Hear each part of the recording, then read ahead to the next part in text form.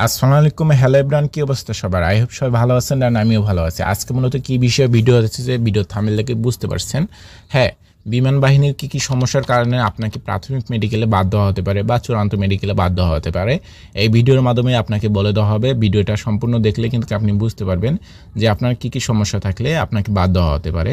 ভিডিওটা সম্পূর্ণ দেখলে আপনার উপকার হবে বা সম্পূর্ণ ভিডিও দেখলে কিন্তু আপনার যথেষ্ট পরিমাণে একটা ধারণা হবে যে আপনাকে চূড়ান্ত মেডিকেল বা প্রাথমিক মেডিকেলে বাদ দেওয়া হতে পারে এই সমস্যাগুলোর মধ্যে। আর যদি এই সমস্যাগুলোর মধ্যে একটি সমস্যা আপনার না থাকে তাহলে কিন্তু আপনার 100% আপনার চাকরি হওয়া সম্ভব। হ্যাঁ, ভিডিওটা শুরু করতে যাচ্ছি। ভিডিও শুরু করার আগে একটা রিকোয়েস্ট থাকবে, যদি আপনার এই ভিডিওটা ভালো লেগে থাকে তাহলে অবশ্যই চ্যানেলটা সাবস্ক্রাইব করে পাশে থাকবেন। ভিডিওটা শুরু করতে যাচ্ছি। 1 নম্বর যে সমস্যাটি, আপনাকে দাঁড়ানোর পরে যদি আপনার 2 হাঁটু লেগে যায় আপনাকে বাদ দেওয়া হতে পারে। 2 নম্বর যে সমস্যাটির কথা বলা হয়েছে, আপনার যদি অতিমাত্রায় চুল পাকা হয় অর্থাৎ মাথায় যদি টাক পড়া থাকে তাহলে আপনাকে বাদ দেওয়া হবে।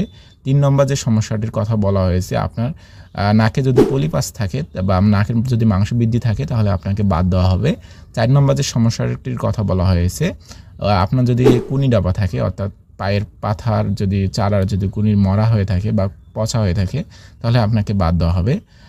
5 নম্বর যে সমস্যাটির কথা বলা হয়েছে, বুকে বা পিঠে যদি আপনার কালো দাগ বা ছ্যামাইলের দাগ থাকে তাহলে কিন্তু আপনাকে বাদ দেওয়া হতে পারে। 6 নম্বরে যে সমস্যাটির কথা বলা হয়েছে, এইখানে আপনার যদি দাঁত উঁচা থাকে বা উঁচা নিচা থাকে তাহলে কিন্তু আপনাকে বাদ দেওয়া হতে পারে।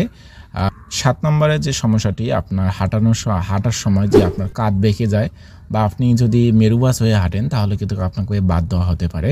8 নম্বর যে সমস্যাটির কথা বলা হয়েছে, আপনার হাত পা যদি ঘেমে যায় অর্থাৎ তাহলে আপনাকে কিন্তু বাদ দেওয়া হবে চূড়ান্ত মেডিকেলে বা প্রাথমিক মেডিকেলে। আর 9 নম্বর যে সমস্যাটির কথা বলা হয়েছে, আপনার গোপন অঙ্গে যদি কোনো সমস্যা থেকে থাকে তাহলে কিন্তু আপনাকে বাদ দেওয়া হবে।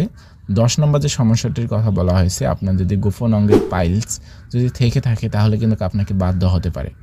11 নম্বর যে সমস্যাটির কথা বলা হয়েছে, স্বাভাবিক অবস্থা থেকে আপনার নখের যদি একটু বেশি থেকে থাকে অর্থাৎ আপনার নখ যদি 5-6টা থেকে 6টা-7টা থেকে থাকে তাহলে কিন্তু আপনাকে বাদ দেওয়া হতে পারে চূড়ান্ত মেডিকেলে বা প্রাথমিক মেডিকেলে আপনাকে বাদ দেওয়া হতে পারে। আর এই সমস্যাগুলো যদি আপনার মধ্যে নাই থেকে থাকে তাহলে আপনার 100% চাকরি হবে ইনশাআল্লাহ।